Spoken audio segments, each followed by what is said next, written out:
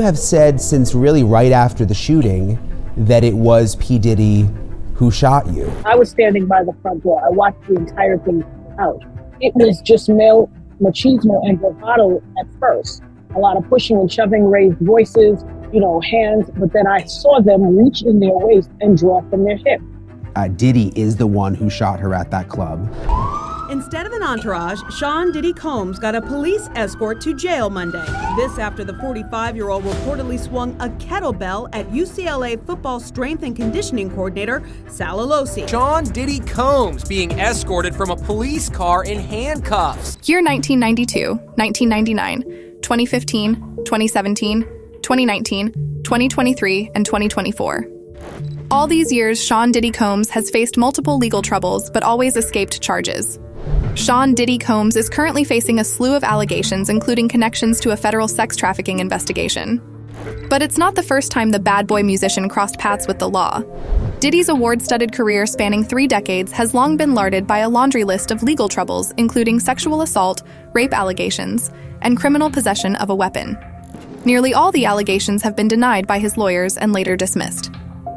1992, Diddy tied to deadly stampede in Harlem. In 1992, several people were killed and injured during a celebrity basketball game in Harlem, New York. Diddy was one of the promoters of the event. No charges were filed against him. There was no way out. The haunted brother of a 20-year-old college student who died during a stampede at a Diddy-backed 1991 celebrity basketball game believes karma is catching up to the embattled mogul. Jason Swain's sibling, Dirk, was one of 9 people who were crushed to death after a crowd rushed to enter the oversold event inside a city college gymnasium. Swain, now 49, told the Post this week, "I believe in karma. He never really owned up to anything. He never told us he was sorry. Whatever is going on with him now, I guess it was meant to be. But me, I lost everything that day. I lost my big brother. I lost my best friend." No criminal charges were ever brought following the tragic event. A New York judge ruling on a civil case brought in relation to it would eventually pin partial blame for the tragedy on Combs, asserting that he didn't properly organize the event and was negligent in failing to provide adequate security. The college was also found liable. Victims' families said at the time Combs resisted accountability and never properly apologized to them. Swain's late mother, Barbara Swain, told media outlets well after the incident that she longed for Diddy to take some responsibility for the debacle that claimed her son. She told the Daily News in 1998, "I want Sean to step up to the plate and say, I made a mistake. I shouldn't have done this." Bronx-born Charisse Miles was just 21 when she purchased a ticket to the extravaganza and excitedly boarded a subway train to City College. Diddy later weathered the City College controversy and went on to superstardom after he established Bad Boy Records. He addressed the incident in 1998 during a court hearing on the case, well after he had established himself as an industry giant.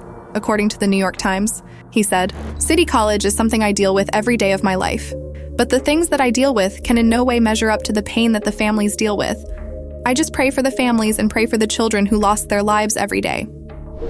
Diddy paid out several settlements related to the case, ending with a final payment in 2000 that closed the legal book on the City College stampede. 1999, Diddy arrested along with Jennifer Lopez. After FBI raids on his homes, past allegations, including his involvement in a 1999 New York City club shooting, have sparked renewed interest in the music mogul, including allegations Combs shot someone in the face during that incident, with then-girlfriend Jennifer Lopez nearby. In December 1999, Combs, Lopez, his bodyguard Anthony Wolf Jones, and the 21-year-old rapper Jamal Shine Barrow, a Combs protege, were involved in a disagreement at Club New York in Manhattan that ended with gunfire and left 3 people injured. Combs, Lopez, and Jones left the club and led police on a chase through New York City that ended with police finding a stolen gun inside the car. Combs and Lopez were arrested, detained, and initially charged for their involvement in the shooting, but the charges were quickly dropped against Lopez. Natanya Rubin, one of the 3 people shot during the altercation, maintains Combs was the one who shot her that night, and has renewed her accusation in recent days. There's no doubt in my mind who shot me. You have said since really right after the shooting that it was P. Diddy who shot you. I was standing by the front door. I watched the entire thing out. It was just male machismo and bravado at first. A lot of pushing and shoving, raised voices, hands, but then I saw them reach in their waist and draw from their hip. I instantly turned to my friends and told them, be careful, watch out. And when I turned back, I know, and I've said over and over, I've heard the voice of God. And as I said no, I looked straight forward ahead and I watched the muzzle flash from both of their guns and I felt the impact to my face instantly. Combs, Jones, and Barrow faced charges related to gun possession, and prosecutors alleged Combs and Jones attempted to bribe the driver of the car that left the nightclub to tell police the gun was his in exchange for $50,000. After a weeks-long trial, Combs and Jones were acquitted, but a New York jury found Barrow guilty of 5 charges, including criminal possession of a weapon, first-degree assault, and reckless endangerment, though Barrow was acquitted of attempted murder. Barrow was sentenced and served nearly 9 years for his charges, though no one was ever charged and found guilty for the shooting itself. 2015. Diddy accused of swinging kettlebell at a UCLA coach. Instead of an entourage, Sean Diddy Combs got a police escort to jail Monday. This after the 45-year-old reportedly swung a kettlebell at UCLA football strength and conditioning coordinator Sal Alosi. Sean Diddy Combs being escorted from a police car in handcuffs. Diddy is one angry daddy, and it's gotten him arrested. Rap impresario Sean Diddy Combs allegedly tried to bash a UCLA football coach with a heavy metal weight for yelling at his son during practice, and was busted on suspicion of felony assault at the campus Monday. He was released after posting $160,000 bail, a report said. Combs tangled with Bruin strength and conditioning coach Sal Alosi, who used to work for the Jets, at the university's training complex around 12:30 p.m., according to TMZ. The rapper allegedly brandished a weight called a kettlebell as he tried to hit the coach, who was reportedly riding Combs' son Justin, 21, a defensive back on the team. Diddy, who was 45 at that time, allegedly stormed onto the campus a day after Alosi yelled at the younger Combs, cornering him in his office. The coach had been working his son to the bone and had instructed Justin not to come back until the end of the summer, TMZ said. When Diddy confronted the coach, he was told to hang on.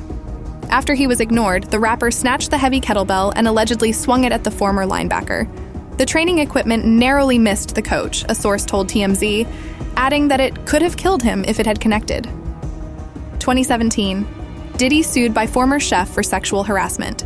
Cindy Rueda, Combs' former chef, sued Combs in 2017 for sexual harassment, a hostile work environment, and wrongful dismissal. Rueda's suit alleged that during her time working for Combs, between January 2016 and May 8, 2016, she was chronically underpaid and expected to work excessive hours. Asked to serve food to Combs and his guests while or immediately following sexual activity, exposed to offensive objects, sexually harassed by Combs while he was naked, sexually harassed by one of Combs' naked friends while she was cooking, falsely accused of theft and fired after complaining about her working conditions. A representative for Combs called Rueda disgruntled and the lawsuit frivolous. The two ultimately settled the case in February of 2019. 2023. Diddy accused of subjecting Cassie to years-long abusive relationship. Singer Cassandra Ventura, better known as Cassie, filed a lawsuit in November of 2023 that accused Combs of ongoing abuse during a relationship that started in 2005 and lasted over a decade. Ventura was 19 when she met the then 37-year-old Combs. Cassie's self-titled album was released by his Bad Boy Records in 2006. Ventura's suit alleged that Combs raped Ventura after she attempted to leave him, beat and kicked Ventura, causing multiple injuries, blew up a man's car after learning of his romantic interest in Ventura, forced Ventura to engage in sex acts with male sex workers while masturbating and filming the encounters in different cities across the U.S., required Ventura to procure illicit prescriptions for his personal use. On November 17th, just one day after Ventura filed the case, Combs settled with her for an undisclosed amount. Joy Dickerson-Neal, who ran in similar circles to Combs, and also appeared with him in Finesse and Sinquis's Straight from the Soul music video, accused Combs of drugging and raping her in 1991. Dickerson-Neal's November 2023 lawsuit alleges that, while the two were out having dinner, Combs secretly drugged her drink, leaving her in a physical state where she could not independently stand or walk. The lawsuit goes on to allege that Dickerson-Neal, then 19 years old, was later taken to Combs' home, raped and filmed without her consent. The suit also alleges that Combs showed the video to a group of men that included her friend Devontae Swing from Jodeci. It was Swing, Dickerson-Neal claims, who alerted her to the existence of the tape. Shortly after Dickerson-Neal filed her lawsuit, a representative for Combs told multiple outlets that it was a money grab. Liza Gardner filed a lawsuit that accused Combs and singer Aaron Hall of a series of assaults against her and her then roommate in 1990. At the time, Gardner was 16 and on vacation in New York with some friends from North Carolina who had connections in the music industry. The suit alleges that after providing Gardner and her friend with alcohol during an MCA Records event, Combs and Hall invited them back to Hall's for an after-party where more alcohol was provided. At some point in the evening, Gardner says she was coerced into having sex with Combs, which left her feeling shocked and traumatized. As Gardner was getting dressed afterward, the court filing alleges, Hall barged into the room, pinned her down, and forced her to have sex with him. The suit alleges that Gardner's roommate was also forced to have sex with both men in another room. Further, it alleged that Combs, concerned that one of the girls might tell other people what happened, came to where the teens were staying a few days later and choked Gardner to the point that she passed out. In December, a Canadian woman alleged that when she was 17, she was raped by Combs, then president of Bad Boy Records Harve Pierre, and a third unnamed man. In court filings, Doe alleged that the 2003 incident happened in a bathroom at Combs' daddy's house recording studio in New York City, after the teenager had been plied with drugs and alcohol. The woman claimed she was introduced to Combs over the phone after meeting Pierre and the third man in a Detroit lounge. Combs allegedly persuaded her to fly to New Jersey by private jet with the two men shortly afterwards. Photos included in the lawsuit are said to show Doe in the studio with Combs. Before they left, Pierre allegedly smoked crack and forced Doe to give him oral sex. In November, Pierre was named in a separate suit by a former assistant, accusing him of multiple incidents of sexual harassment and assault during 2016 and 2017. Seeing other women bravely speak out against Mr. Combs and Mr. Pierre, respectively, Doe's complaint stated, gave Miss Doe the confidence to tell her story as well. Combs released a statement saying, "I did not do any of the awful things being alleged." 2024. Diddy accused of sexual assault by a male music producer. In February, producer and videographer Rodney Lil Rod Jones filed a $30 million lawsuit against Combs, as well as a variety of Combs' business and personal associates. The suit concerned incidents Jones says took place between September of 2022 and November of 2023, while he was working on Combs' The Love album. The lawsuit alleged that Combs repeatedly groped and touched Jones against his will, entertained underage girls at his homes, forced Jones to solicit sex workers and engage in intimate acts with them, served drinks laced with drugs at parties, asked Jones to work in the same room while Combs was naked, forced Jones to lie to police about a shooting incident in which one man was injured. The court filing also included multiple screenshots claimed to pertain to the allegations. Jones alleged that he was required to film Combs at length, and that he recorded hours of footage of the rapper and others engaging in serious illegal activity. One of Combs' attorneys called the allegations pure fiction and a transparent attempt to garner headlines. After Combs' Los Angeles and Miami homes were raided, Homeland Security investigations confirmed that it executed law enforcement actions as part of an ongoing investigation, with assistance from HSI Los Angeles, HSI Miami, and our local law enforcement partners. In a statement about the raid, Combs' attorney Aaron Dyer said, "This unprecedented ambush, paired with an advanced coordinated media presence, leads to a premature rush to judgment of Mr. Combs and is nothing more than a witch hunt based on meritless accusations made in civil lawsuits." In December 2022, Omar K. worked as a crew member on a yacht that Combs had leased for the holidays. The then 25-year-old worked from 6 p.m. to 6 a.m. nightly and was tasked with serving dinner and drinks to Combs, his friends, and allegedly a variety of sex workers. The lawsuit makes clear that Omar K. strongly suspected that drinks on board were regularly laced with drugs. She also alleges that on December 28th, Combs' son Christian arrived heavily intoxicated, manhandled her while she was trying to serve him drinks, and forced her to sit with him.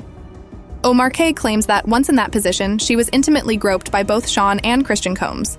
In addition, the lawsuit includes transcripts of recordings apparently made by Rodney Lil Rod Jones, in which Omar K. repeatedly tells Christian to stop touching her, asks to leave since her shift has finished, and openly questions the content of the tequila he is pressuring her to consume. Omar K. claims that Christian then used the excuse of needing to be shown to sleeping quarters in order to get her alone and sexually assault her. She says that she succeeded in getting away from him only after another staff member entered the room. Omar K. says that she was forced to continue serving the Combs family even after complaining to the ship's captain, and that the senior Combs had given the captain a generous tip in order to keep him quiet. A timeline of these events, dating back 30 years, juxtaposed with milestones from Combs' career, displays not only a chilling history of alleged violent behavior, but the way power and celebrity have shielded him. So that will be the end of this episode, and we thank you and hope to see you soon the next one. Till then, don't forget to subscribe.